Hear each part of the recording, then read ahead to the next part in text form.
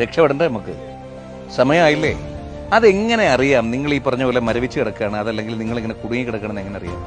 നിങ്ങൾ ഭയങ്കര കംഫർട്ടബിൾ ആണോ? രാവിലെ ഉണരുന്നു, അത് കഴിഞ്ഞ് നമ്മുടെ ആ ജോലിയിൽ അല്ലെങ്കിൽ നമ്മൾ ചെയ്തുകൊണ്ടിരിക്കുന്ന കാര്യത്തിൽ നമ്മൾ കാര്യമായിട്ട് ആക്റ്റീവാണ്. അതിനുശേഷം നമ്മൾ വൈകുന്നേരം വരുന്നു, പതിവ് പോലെ ഫോണിൽ തോണ്ടുന്നു, എന്നിട്ട് അവിടെ തുറക്കുന്നു. ഇത് നിങ്ങൾ ചെയ്തു തുടങ്ങിയിട്ട് എത്ര നാളായി? എത്ര കൊല്ലമായി നിങ്ങൾ ഈ പറഞ്ഞതുപോലെ ഒരേ സോഴ്സ് ഓഫ് ഇൻകത്തിൽ തന്നെ, ഒരേ രീതിയിൽ തന്നെ, ഒരേ റൊട്ടീനിൽ ഭയങ്കര മൊണോട്ടണസ് ആയിട്ട് ജീവിക്കുന്നു? ധാരാളം സമയമായി, സത്യമായിട്ട് സമയം. അതായത് ഒന്ന്, നിങ്ങളുടെ ഇൻകം മൾട്ടിപ്ലൈ ചെയ്യണം. നമുക്കൊറ്റ വരുമാനം പോരാ, ഞാൻ മുമ്പും പറഞ്ഞിട്ടുണ്ട്. നമുക്ക് 2 വരുമാനം മിനിമം വേണം. അതിലേറെ വരുമാനങ്ങൾ ഉണ്ടെങ്കിൽ അത്രയും നല്ലത്. 2, നമ്മൾ സോ കംഫർട്ടബിൾ ആയിരിക്കുന്ന ഒരു സ്പേസിൽ തുടരരുത്.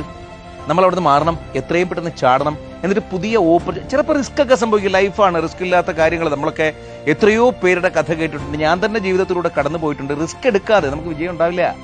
റിസ്ക് എടുക്കണമെന്നേ ഉള്ളിലൊരാഗ്രഹമുണ്ടെങ്കിൽ ആ ആഗ്രഹത്തിന് വേണ്ടിയിട്ടാകണം നിങ്ങൾ ജീവിക്കുന്നത് തന്നെ.